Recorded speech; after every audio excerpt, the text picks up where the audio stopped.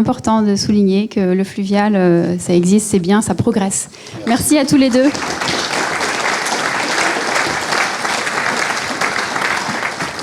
Alors, on a commencé à parler du programme Remove. On va faire un point plus complet sur ce sujet maintenant. J'appelle Pierre Lupo-Glazov, Bernard Lotte, Pierre-Marie Laurent et Thomas Raymond sous vos applaudissements. Merci.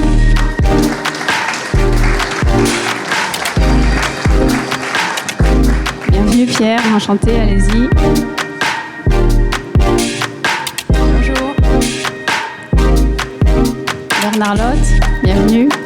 Je vérifie quand même que j'ai des bons visages qu'on ne s'est pas vu souvent. Pierre-Marie Laurent et Thomas Raymond. Voilà, Thomas Raymond, Pierre-Marie Laurent, Bernard Lotte et Pierre Lupo-Glazov. Vous savez, on s'est vu une seule fois en visio, donc c'est pas facile pour moi non plus. Merci à tous les quatre. Alors, je vais commencer avec Pierre Lupo-Glazov, parce qu'on va parler du programme C2E Remove, donc de l'ADEME, et on va planter le décor pour parler de tout le reste ensuite. Donc, alors Pierre, vous êtes tout simplement le chef de projet C2E à l'ADEME, et donc ce programme, vous le connaissez par cœur. Vous allez nous rappeler ce qu'est le programme Remove, même si on en parle depuis quelques années, ses contours, sa vocation, depuis sa création finalement, 2022 je crois, c'est ça ? Voilà, donc déjà je suis très fier d'être là, parce que je m'aperçois que mon agence, l'ADEME, a déjà été citée à de nombreux exemples lors de cette convention du GNTC. Et je suis plutôt fier de voir que nos travaux sont reconnus et mis en valeur par le GNTC. On a fait une excellente transition, Éloi a fait une excellente transition, déjà en remerciant nos financeurs du programme Remove, les 4 obligés financeurs qui sont derrière nous pour ce soutien. Et on a cité River Training, River Dating, on a cité également Oser le faire. Ce sont des actions qui sont portées par le programme Remove. Donc je suis à la fois honoré que l'ADEME soit mis en valeur, et je suis également honoré en tant que chef de projet du programme Remove que ce programme soit connu et reconnu par l'ensemble des acteurs. Alors justement, Remove, c'est quoi ? C'est report modal et verdissement des flottes. Donc Remove, c'est finalement 2 objectifs clés pour nous. Et quand je dis nous, ça inclut les acteurs qui sont dans cette salle, au premier rang desquels le GNTC, mais aussi VNF, mais aussi l'UTPF et d'autres que je ne cite pas encore. Ce programme, en fait, Remove, il vise 2 objectifs. Le premier, accélérer le report de la route vers les modes massifiés. Fleuve, rail, cabotage, un axe qu'on entend développer, le fluvio-maritime, qui est aussi important de mettre en avant pour justement développer ces synergies. Et donc le deuxième objectif, c'est d'améliorer l'efficacité énergétique des flottes et des engins de manutention associés. Un sujet qui a déjà été évoqué précédemment. Il est tout à fait important de s'axer sur ces deux points. Donc en résumé, et sans être trop bavard, Remove, c'est moins de kilomètres routiers sur la longue distance quand une alternative massifiée existe, et c'est également des flottes plus sobres quand on utilise les modes massifiés alternatifs à la route. Voilà. Est-ce que vous nous donnez le découpage entre RIMO, LOCTE, il y avait ce découpage. Est-ce que vous voulez nous donner les Alors, sans enfoncer des portes ouvertes dans cette salle, puisque certains acteurs sont déjà dans le programme Remove, Remove, c'est 2 dispositifs, REMO et LOCTE, et d'importants appels à projets qui viennent en complément des dispositifs. Donc, 3 sujets, 2 dispositifs et nos fameux appels à projets. Alors, 4 années viennent de s'écouler avec le programme Remove, et en fait, vous avez dépensé très peu du budget prévu. Enfin, c'est une bonne nouvelle, mais vous allez nous faire le bilan. Enfin, c'est une bonne nouvelle. En tout cas, il reste de l'argent à dépenser. Quel est le bilan des 4 années, actions, justement, budget dépensé, pour qui ? Qu'est-ce que ça a donné ? Alors, finalement, ces 4 années, elles ont passé pour l'ADEME et pour les porteurs extrêmement vite. Pourquoi ? Parce qu'en fait, il faut les voir en 2 temps, ces 4 années. Le premier temps, la première phase, ça a été la construction. Et quand je dis construction, c'est pas l'ADEME qui a construit avec ses petits bras musclés, c'est l'ensemble des acteurs, et ici présents, des porteurs associés, avec le regard attentif et bienveillant des financeurs du programme. Première phase, la construction, la co-construction 2022-2023. Donc, on a créé l'outil, on a construit le programme véritablement. Et la deuxième phase, la consolidation, période 2024-2025, qui en fait nous a permis de véritablement faire décoller le programme. D'accord. Alors combien d'entreprises aidées, combien de projets soutenus ? Bonne question. Je ne vais pas vous abreuver de chiffres, je vais zoomer simplement sur la colonne vertébrale des actions de Remove, que sont les appels à projets. Donc on a lancé un appel à projet en 2 relèves, octobre 2023 et le second en mars 2024. Pour la première relève, on avait simplement, et c'est pas mal déjà, une vingtaine de dossiers candidats, et on a retenu, les membres de Remove ont retenu 9 dossiers. Et pour la seconde relève, on a davantage de succès puisqu'on aboutit à près de 100 candidatures. Vous voyez l'effet rampe, vous voyez le décollage du programme, 100 candidatures, et on a eu l'honneur d'avoir 31 lauréats. Très bien. Donc 2026 maintenant, est-ce que ça continue ? Comment ? Alors, voilà, on ne va pas s'arrêter en si bon chemin, vous vous en doutez bien. Ce que je vais vous dire, c'est que déjà, la principale reconnaissance de nos travaux dans le cadre de Remove, elle vient finalement de la puissance publique. Parce qu'il y a une petite révolution qui s'est passée en 2025. On a la DGEC, que je salue, qui a porté le programme Remove en reconnaissant son utilité, en reconnaissant cette dynamique que nous avons mis en place, et on a eu la chance d'avoir notre programme reconnu et prolongé de 2 ans. Donc effectivement, nous ne nous arrêterons pas au 31 décembre 2025, mais nous continuerons sur notre lancée en 2026-2027. Et ce qui est très important à savoir, c'est que cette confiance qui est marquée, elle nous engage. Elle va nous engager sur 4 axes structurants. Dans la prolongation de ce que je vous disais, on a mis en place, on a planté le décor, on a lancé le programme, maintenant on va continuer. Donc on continue sur quoi ? On continue sur la consolidation des acquis des 2 dispositifs Remo et Locté.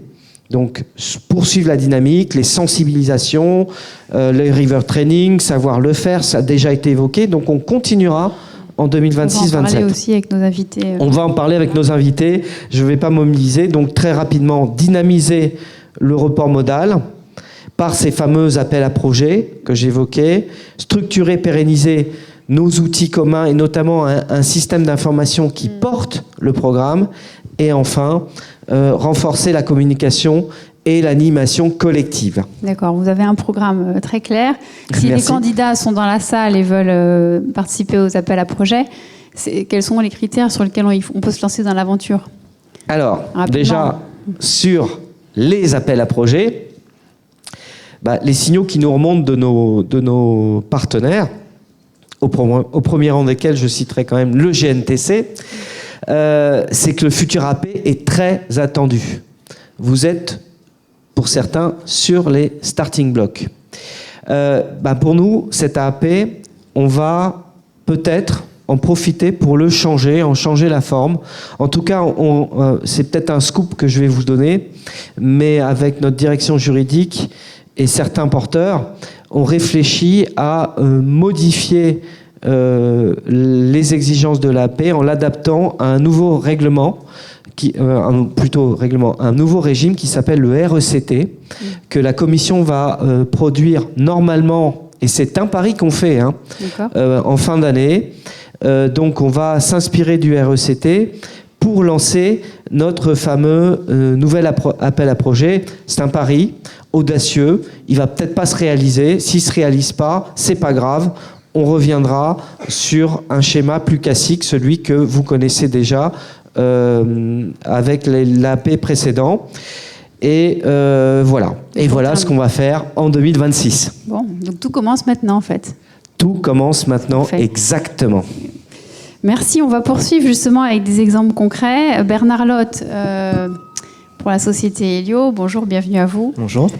Vous êtes responsable transport et logistique C2E chez Elio. Donc ça veut dire que l'Elio, c'est un délégataire sur les fiches C2E. C'est un peu comme si vous aviez une licence d'exploitation sur ces fiches. C'est un peu ça. Et donc les obligés sont les fournisseurs d'énergie. Et vous êtes là pour faire que les gens s'emparent des fiches C2E et se les approprient. En particulier celles qui concernent le combiné rail-route. Oui, exactement. On accompagne les entreprises aussi bien. Alors, le dispositif, il est assez large, mais on va accompagner aussi bien les entreprises, les collectivités et même les particuliers sur les diverses opérations qui sont liées au dispositif. Alors, vous allez nous faire un bilan 2025 sur cette fiche qui connaît un certain nombre de points d'interrogation aussi, incertitudes, mais sur ce que vous savez, là, sur ce qui a été fait en 2025, qu'est-ce que vous pouvez nous dire ? Disons, sur 2025, la fiche, pour l'instant, je dirais, elle se porte bien. Ce qu'il faut savoir, de toute façon, c'est que cette fiche-là, justement, elle est un petit peu sous le feu des projecteurs, et pour une raison qui est quand même assez simple, c'est que depuis qu'il y a le Grand Paris, le transport combiné rail-route a contribué énormément au flux, à la décarbonation. Donc il y a énormément de flux qui se sont faits de matières premières et d'autres équipements sur le chantier du Grand Paris. D'accord. Alors sur l'évolution de la fiche, notamment, il y a un prix, il y a une subvention à un prix par trajet effectué avec une caisse. Oui, tout à fait. Alors aujourd'hui, si vous voulez, le prix, c'est un forfait. Donc on a deux types de forfaits qui vont être au prorata de la dimension de l'UTI. Donc on va voir si votre UTI elle fait plus de 9 mètres et si elle fait moins de 9 mètres, un poids total à charge de plus de 30 tonnes, on va avoir un forfait. Et si elle fait moins de 9 mètres et moins de 30 tonnes en poids total à charge, vous allez avoir un forfait différent. Aujourd'hui, en termes de valorisation, je dirais, on va être aux alentours, une moyenne, on va tourner entre 130 et 150 euros par voyage. Et ça, c'est une évolution qui va dans le bon sens ? Une évolution qui va dans le bon sens, je pense qu'on va y venir. La problématique qu'on va rencontrer, c'est que si vous voulez, la fiche aujourd'hui, comme on l'a évoqué, elle est en cours de révision. Oui.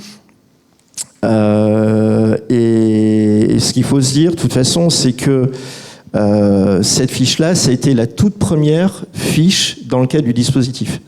Donc aujourd'hui, elle est connue sa référence, c'est la TRAEQ 101. Le 101 est venu au fur et à mesure des évolutions des périodes, mais historiquement, son autre code, je dirais, c'est la 01. Donc elle est vraiment en application depuis pratiquement le 1er janvier 2006. Et à l'époque, si vous voulez, le transport combiné n'était pas aussi développé qu'aujourd'hui. Et dans le cas du dispositif, quand vous portez une opération, il y a un calcul d'économie d'énergie qui est établi en amont avec des fiches de calcul et des fiches explicatives. Donc ce qu'il faut savoir, c'est qu'à l'époque, pour que ce soit économiquement viable, les calculs qui ont été pris étaient un kilométrage moyen de 600 km. D'accord. Et donc le forfait qui est en application aujourd'hui, c'est un forfait sur 600 km. Donc ça, c'est le moyen. Il y a un minimum de kilomètres à parcourir aussi pour le trajet subventionné ? Non. Non, du tout. Et c'est un petit peu aujourd'hui la raison pour laquelle cette fiche-là va se retrouver très certainement révisée. Disons, elle est en cours de révision. Alors, quels sont les scénarios possibles en 2026 avec cette histoire de kilomètres ? Disons, ce qui va se passer très certainement, si on veut garder la pérennité de cette fiche-là, c'est qu'aujourd'hui, on se rend compte que, entre guillemets, il peut y avoir une une concurrence un petit peu déloyale entre quelqu'un qui ferait de la courte distance et quelqu'un qui fait de la longue distance. Parce que quand vous partez de Dourges et que vous allez jusqu'à Marseille, vous faites pas un aller-retour par jour. Et quelqu'un qui va faire de la courte distance peut très bien optimiser et générer beaucoup plus de primes que quelqu'un qui ferait la longue distance. Donc aujourd'hui, disons, le souhait de l'administration, c'est de pouvoir un peu uniformiser le forfait, un peu comme c'est le cas aujourd'hui sur d'autres fiches où le forfait est basé sur une distance au kilomètre, qui serait un peu plus équitable. D'accord. Aujourd'hui, ça ne l'est pas, donc ça veut dire qu'avant la révision, vous conseillez à ceux qui ont... Avant la révision, ce qu'on conseille, c'est toujours assez simple. Comme on dit, mieux vaut un, tu l'auras, que deux, mieux vaut prendre un que deux, tu l'auras. C'est-à-dire que si vous faites de la courte distance, moi je vous invite à passer aux commandes dès aujourd'hui ou avant le 31 décembre. Et comme ça, vous bénéficiez des conditions actuelles de la fiche. Tout à fait. Et ce sera moins avantageux pour eux demain puisque ce sera calculé selon la distance. Ce sera certainement moins avantageux dans le futur, tout à fait. D'accord. Et vous corroborez, du coup vous pouvez aussi en parler ou pas? Ou c'est, je sais pas, j'imagine que très rapidement. Ouais, je peux parler des C2E parce que c'est aussi dans notre champ de compétences. On a, si vous voulez, sur les C2E, on a chaque acteur a un rôle un peu statutaire. Le rôle de l'ADEME sur les fiches d'opération, c'est d'être aux côtés de la DGEC pour valider le fond technique des calculs qui sont proposés et portés sur la fiche. Et donc, par rapport à des révisions, nous avons des experts qui sont spécialistes du domaine et qui se positionnent pour vérifier que derrière une fiche d'opération, il y a surtout bien des économies d'énergie. Donc on intervient uniquement là-dessus. Donc si on intervient sur le fond technique, on ne peut pas intervenir sur la rédaction. Nous n'intervenons jamais sur la rédaction d'une fiche C2E. On intervient dans l'étape après pour valider le fond technique. Très bien. Parfait. On va poursuivre pour avoir le temps de parler à Pierre-Marie Laurent et Thomas Raymond. Alors, Pierre-Marie Laurent, vous êtes chargé de projet transition énergétique chez Epner. Donc, c'est un commissaire de transport que vous connaissez sûrement dans la salle. Vous occupez ce poste depuis 1 an et demi. Vous étiez déjà sur le sujet de la transition écologique avant. Et donc, dans votre périmètre, vous avez bien sûr la décarbonation des transports. Vous êtes aussi basé en Europe, enfin pour qu'on voit l'ampleur du... Vous êtes le premier commissionnaire de transport à entrer dans le programme Remove. En fait, c'est principalement des chargeurs qui sont accompagnés. Je vous vois réagir. Ouais, principalement des chargeurs. Donc c'est important de le souligner parce que vous avez du coup de nombreux transporteurs avec vous. Alors comment vous êtes arrivé dans ce programme ? Eh ben, bonjour à tous déjà. Oui, donc juste pour resituer peut-être en 2 secondes Epner, donc effectivement on a à peu près 80 agences en France et en Europe, donc on est commissionnaire de transport. Si je passe les activités d'oversea, c'est-à-dire les activités maritimes et aériennes, sur la partie terrestre on est très principalement routier. Et donc on est venu à cette question-là finalement à partir du sujet de la décarbonation, donc que je représente ici. Globalement, qu'est-ce qu'on fait nous ? On regarde des stratégies de décarbonation à 2050. Donc, vous le savez, on a tous des objectifs qu'on doit tenir. Et puis ces objectifs-là, on va regarder tous les 5 ans ou tous les 10 ans, finalement, où est-ce qu'on doit être. Et donc, en faisant ce travail-là, finalement, on se rend compte que un groupe comme Epner, on aimerait bien, et notre stratégie en atteste, faire moins 30% d'émissions carbone en 2030. Et quand on regarde ce qu'on est capable de faire avec notamment des carburants alternatifs ou autres par la route, on se rend compte aussi que ce serait bien qu'on puisse augmenter la part de report modal finalement, et donc la part de rail. Donc on est vraiment arrivé sur le sujet à partir de notre stratégie de décarbonation. Et le groupe Epner fonctionne, si vous voulez, en plan stratégique de 3 ans pour se donner des objectifs court-moyen terme. Et donc dans le plan stratégique 2025-2027 a été inscrit justement de pouvoir travailler et développer une stratégie autour du report modal. Et c'est dans ce cadre-là notamment qu'on a pu discuter avec l'ADEME puis avec Thomas et qu'on est entré dans le dispositif Remo. Alors comment ça marche ? Vous rentrez dans le dispositif, vous avez des rendez-vous avec... Racontez-nous. C'est ça. Et globalement, ça se fait assez simplement. Au début, on va étudier un petit peu notre maturité sur le sujet du rail finalement pour identifier quel type d'accompagnement auquel on pourrait être éligible. Et une fois cette première étape faite, eh bien le GNTC nous met à disposition un consultant avec lequel on va pouvoir travailler sur différents aspects justement autour des sujets du développement du rail. Donc nous on travaille vraiment sur 3 volets, je dirais. Il y a le volet stratégique, puisque si vous voulez, comme je le disais, on a à peu près 80 agences. Si je prends le métier affrètement par exemple, le métier affrètement, on a pas mal d'affrèteurs donc qui travaillent un peu de leur côté, qui vont promouvoir certains plus le rail que d'autres, parce que certains ont une appétence, certains ont une connaissance, une expertise ou autre. Et l'idée c'est vraiment de pouvoir centraliser un petit peu la stratégie ici pour avoir vraiment une trajectoire commune sur le sujet rail, comme on peut l'avoir sur d'autres sujets, comme par exemple sur les camions électriques. Donc ça, c'est vraiment le premier volet qui est le volet stratégique, qui fonctionne un petit peu avec le deuxième volet qui est le volet acculturation. Quand je parle d'acculturation, c'est vraiment du COMEX aux affrèteurs et aux opérationnels. On a vraiment un enjeu là aussi de parler de rail, de s'expertiser dessus, parce que finalement nous on est un groupe qui fonctionne très bien, notamment sur la partie route. C'est vraiment une expertise qui est propre, et donc avoir un peu un mindset, pardonnez-moi cet anglicisme, mais avoir un petit peu un mindset autour du rail, autour des contraintes du rail, autour des bénéfices aussi, surtout du rail, ça nécessite finalement pas mal d'acculturation. Donc on va aussi adapter un certain nombre de documentation pour nos affrèteurs, là aussi, pour nos commerciaux. Le commerce est extrêmement important à travailler avec, pour le COMEX, etc. Et puis le dernier point, puisque c'est quand même celui qui nous intéresse pour les objectifs qu'on va se fixer, c'est la partie opérationnelle, c'est-à-dire analyser très concrètement nos flux et identifier là où on a un intérêt économique, un intérêt opérationnel. Évidemment, l'intérêt de décarbonation est toujours là, pour finalement aller vers le rail, donc pour augmenter nos tonnes kilomètres faites par le rail. Donc c'est Thomas Raymond qui est votre consultant GNTC, il va en parler après. Mais vous avez aussi affaire à un interlocuteur ADEME, RIMO ou pas ? Dans ce cadre, alors je travaille pas directement avec Thomas, je travaille plutôt avec Anne parce qu'il y a différents consultants. Alors c'est une consultante. C'est une consultante, oui, qui pardon. Est Anne Rohrbach, qui est dans la salle. Voilà. D'accord. C'est pas bon. Qui est dans la salle aussi, donc elle pourra Exactement. se manifester si elle veut. Et est-ce que vous avez constaté, vous parlez d'acculturer le groupe, les mentalités changent, les gens ça provoque des choses dans votre entreprise ? Oui, en fait, ça structure la démarche et ça nous permet aussi d'échanger, comme je le disais, avec l'ensemble des membres du COMEX. C'est finalement l'une des portes d'entrée, c'est aussi de pouvoir travailler avec la direction pour déjà qu'on soit tous convaincus de là où on veut aller, là où on doit aller. Et donc l'objectif, c'est aussi de se trouver des alliés qui ont envie de développer le rail finalement dans nos organisations, parce que comme toute organisation, les profils sont très hétéroclites, et donc il y a des gens qui sont très attachés à développer justement ces sujets de report modal.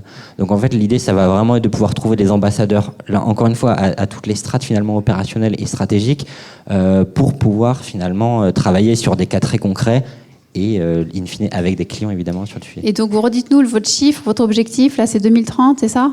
Notre premier objectif, il est à 2027. Alors ce qu'il faut savoir, c'est que nous on fait notre, comme beaucoup de sociétés, on fait notre bilan carbone chaque année, et puis on va regarder un petit peu notre reporting de ce qu'on fait sur le rail. Ce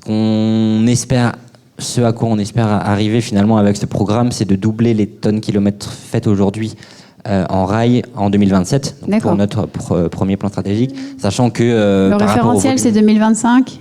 2025-2027, Okay. Puis 2030, mais sachant qu'aujourd'hui on en fait de manière, je dirais, discrète par rapport aux quantités de volume qu'on peut transporter.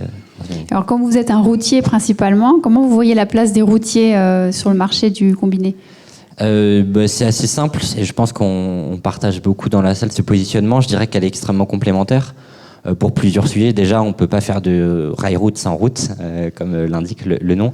Donc on a de toute façon besoin de la partie décarbonation routière aussi. On a de toute façon besoin de la partie transporteur routier.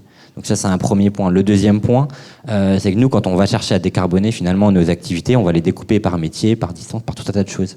Et donc si la courte distance aujourd'hui, on y travaille déjà beaucoup pour justement décarboner nos activités. On a parlé des mobilités alternatives, des énergies alternatives, type électrique, le biocarburant, type HVO baissant ou encore biogaz. Il y a aussi la cyclo-logistique qu'il faut jamais oublier, notamment pour décarboner les centres-villes. Mais donc pour la partie courte distance, pour le moment, en fait, les solutions techniques existent et peuvent être mises en œuvre. Pour les longues distances, c'est un peu plus compliqué, et c'est là où le rail a toute sa place finalement pour pouvoir justement aller décarboner cette activité-là. Donc en fait, je dirais qu'on est vraiment très très complémentaires entre le rail et la route. La limite aujourd'hui du rail, on en a parlé notamment avec les terminaux disponibles, mais c'est qu'effectivement on a une couverture géographique qui est encore relativement restreinte finalement pour couvrir tout ce qu'on fait aujourd'hui en route. Donc si on veut développer cette part de rail, il faut aussi être capable d'aller adresser de nouveaux axes. Très bien, merci, c'est très clair. Alors Thomas Raymond, je voyais bouger sur votre chaise, vous avez plein de choses à dire sur ce qu'on vient d'évoquer. Vous avez 2 métiers, je vais rappeler ça quand même. Vous êtes enseignant au CNAM, avec Antoine Frémont qu'on va voir après, donc dans la chaire Transport et Logistique, et vous êtes consultant pour les entreprises avec Rail et Log Consulting, j'ai bien dit. C'est ça. Et en tant que consultant, vous êtes prestataire de service pour le GNTC, 1 jour par semaine. En plus de cette mission, vous êtes coordinateur du dispositif RIMO pour le GNTC. C'est ça. Alors en fait, j'ai 3 casquettes, mais on va juste parler de la dernière. Donc je suis effectivement, pour le compte du GNTC, le coordinateur du dispositif REMO qu'on vient d'évoquer. Vous avez tous remarqué que les 4 premières lettres de mon nom de famille correspondent au nom de ce dispositif. C'est très corporate de votre part. Prédestiné à cette tâche, je ne sais pas. Donc effectivement, en 2 mots, le dispositif REMO existe depuis un peu plus d'1 an. Donc c'est un des volets du programme RIMOV. Désolé, il y a beaucoup d'acronymes qui se ressemblent un petit peu. Et il vient, si vous me permettez 2 mots de petite historique, il vient combler un vide un petit peu, ce dispositif REMO, dans la mesure où dans la boîte à outils que l'ADEME a construite depuis 8 ans, 10 ans, au service de la décarbonation des transports, il y avait une petite fenêtre qui manquait encore un petit peu, c'était de faire de l'accompagnement personnalisé pour les entreprises, les chargeurs aussi bien que les transporteurs, vers le report modal et l'usage du transport combiné. Et donc c'est dans ce cadre-là qu'est venu s'insérer REMO. Donc REMO se consacre au report modal aussi bien fluvial que ferroviaire, et dans le ferroviaire, c'est soit le conventionnel, soit le transport combiné. Et donc c'est au titre de ces 3 métiers que REMO est porté par 3 entités qui sont dans la salle et qu'on peut remercier. VNF pour le fluvial, l'AFRA pour le fret conventionnel, et puis donc le GNTC pour le combiné. Voilà. Alors on voit s'afficher les 3 grandes étapes de l'accompagnement. Enfin. Alors ça répond. Alors on rentre très, très concrètement comment ça se passe un accompagnement REMO, en plus de ce que Pierre-Marie a expliqué pour le cas des PNR. Donc à la base, c'est un dispositif gratuit, qui est entièrement financé par les fiches C2E, qui se destine aussi bien aux transporteurs, aux commissionnaires de transport qu'aux chargeurs. Et de fait, depuis le début, 7 entreprises sont accompagnées, comme on l'a dit ce matin. Ah oui. Un grand constructeur automobile international, un grand acteur mondial du bâtiment et des travaux publics, et puis 3 ou 4 entreprises de l'agroalimentaire, du secteur des boissons et puis de la chimie de spécialité, donc des secteurs économiques très diversifiés qui ont des problématiques de flux de transport très différentes. Si on prend l'exemple du grand constructeur automobile, eh bien les flux sont bidirectionnels. Mais dans le cas de l'acteur du BTP, les flux sont unidirectionnels. Il faut transporter des morceaux de bâtiment d'un point à un point B, mais il n'y a pas de flux de retour. Et en plus, les flux sont par essence périodiques, puisqu'une fois que vous avez fini de construire un bâtiment, eh bien le flux s'arrête et il faut en reconstruire, si je puis dire, un autre. Mais alors ces entreprises sont venues vers vous, soit parce qu'ils ont une politique RSE, ils sont venus spontanément, ils se sont lancés dans le programme, soit ils ont eu dans la période de sensibilisation, la première étape de votre programme, ils ont peut-être eu une sensibilisation par la ETF pour les chargeurs ou par les fédérations routières. C'est tout à fait ça. Alors effectivement, juste le dispositif REMO est né, entre autres, sous le contrôle de ceux qui ont participé, puisque moi je n'y étais pas encore, sur la base du constat que l'accès au report modal, le développement du multimodal, reste encore handicapé par une relative méconnaissance de nos métiers, de nos entreprises, de nos filières, de nos terminaux, de nos services. Et qu'il fallait, et c'est un peu comme ça qu'il faut voir, à mon sens, le rôle de ce fameux consultant REMO qui est mis à la disposition des entreprises. Le consultant REMO vient dans l'entreprise comme facilitateur. Il est vraiment là pour décrisper, décrypter, faciliter l'accès au processus, l'accès aux entreprises. Le consultant REMO, dans le cadre des projets auquel il participe est vraiment un ouvreur de porte, celui qui va aider l'entreprise à nouer des contacts, à obtenir des cotations, des devis, éventuellement à challenger les solutions opérationnelles qui peuvent être mises en face du besoin de report modal. Et donc c'est vraiment cette valeur ajoutée-là qu'il apporte.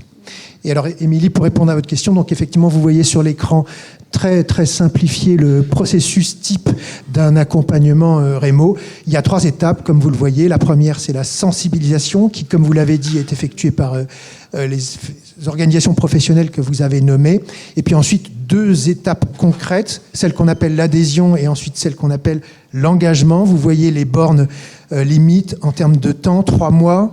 D'abord, et puis 15 mois en plus. Donc on est quand même sur des processus qui sont assez longs, puisque on le sait tous dans cette salle, les projets de report modaux, c'est pas toujours simple.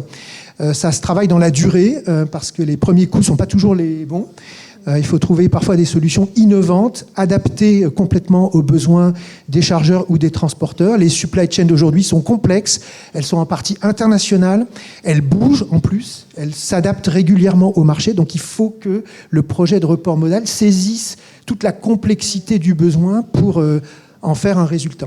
Vous avez 4 à 5 consultants, je crois, dans l'équipe qui accompagne le programme. C'est ça. Et ils sont choisis peut-être même en fonction des profils d'entreprise ?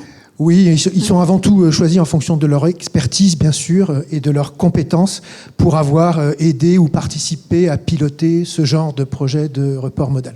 Est-ce que vous pouvez nous donner des éléments de ce qui a été fait, budget investi, résultats en 2025 et projection 2026 ? Alors, nous sommes très contents au GNTC qu'effectivement le dispositif REMO continue en 2026 et en 2027 sous le parapluie du programme Remove, parce que nous sommes persuadés que le dispositif REMO répond à un besoin, comble un vide, comme je l'expliquais tout à l'heure. Nous avons fait beaucoup de prospection en 2024 et en 2025. Nous avons plusieurs entreprises au moment où je parle, qui toquent à la porte du dispositif pour pouvoir, elles, à leur tour, être accompagnées. Et d'ailleurs, singulièrement, je vous livre une petite information, alors que cette année, on avait plutôt des chargeurs. Maintenant, on a plutôt des transporteurs routiers. Mais nous, on est œcuménique au GNTC. C'est-à-dire, ça a basculé à l'inverse. Bon, voilà. Non, ça se mélange, c'est bien. Ça se mélange un petit peu. Et puis, pour répondre à votre question, alors il y a déjà des succès, bien sûr, qu'on a enregistrés. Les 2 principaux depuis le printemps 2025 sont d'une part un flux entre la région de Mâcon et l'ouest de la France, qui est passé sur le rail route. Et d'autre part, depuis la fin de l'été, un flux entre l'Espagne et la Normandie, qui lui aussi est passé en rail route à la faveur du nouveau service Cherbourg-Mouguer que vous connaissez tous. Très bien. Est-ce qu'il y a des gens qui veulent en témoigner ou questionner ? Oui. Il y a un micro. J'aurais voulu connaître les synergies qu'il y a entre les programmes Remove et le programme Appel d'air, et notamment son outil d'intelligence artificielle Cumulus. Est-ce que vous pouvez vous présenter ? Éric Demenrand, journaliste. Merci. Qui veut répondre ? Éloi.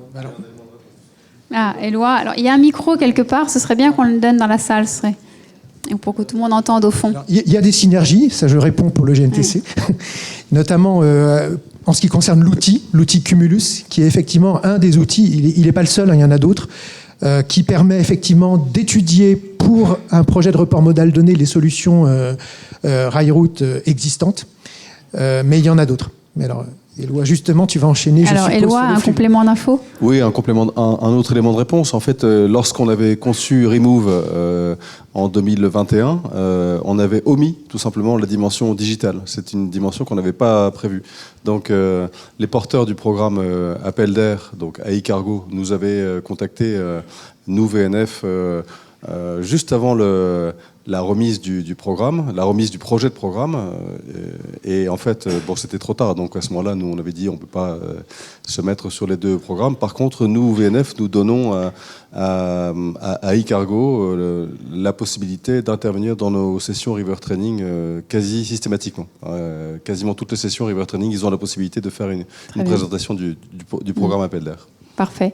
Ça répond à votre question, monsieur ? En partie ? Aurélien veut parler, je Non, c'est parce on est juste dans le timing. Alors, je prends une question très courte pour une réponse très courte, si vous voulez. J'ai demandé des questions, donc je ne vais pas me plaindre. C'est pas forcément une question, c'est pour apporter à Eric aussi un complément à la question qui est posée, qui est fondamentale. Oui. Et je suis Yann Viguier, je parle au nom des chargeurs qui ont été cités aussi, et de la UTF un certain nombre de fois. Dans le propre accord de Remove, qui a été signé donc par VNF et GNTC, Appel d'Air, Air Cargo est cité au moins 2 fois. Déjà dans le corps de l'accord, aujourd'hui la seule jonction c'est l'ADEME qui fait le lien entre les deux. Et pour nous, il y a effectivement un lien fondamental quand on fait de la sensibilisation d'entreprise sur le dispositif Remove. La présentation est maintenant quasiment systématique du dispositif Appel d'Air de l'Oticumulus, notamment pour répondre aux objections.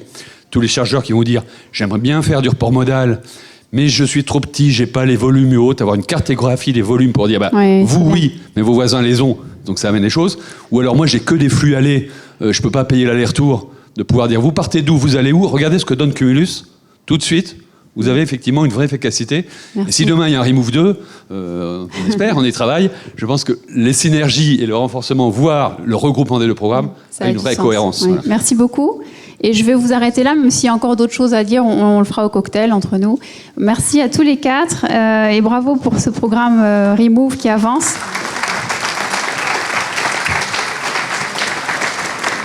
Alors, le programme Remove, c'est donc de la sensibilisation, de la culture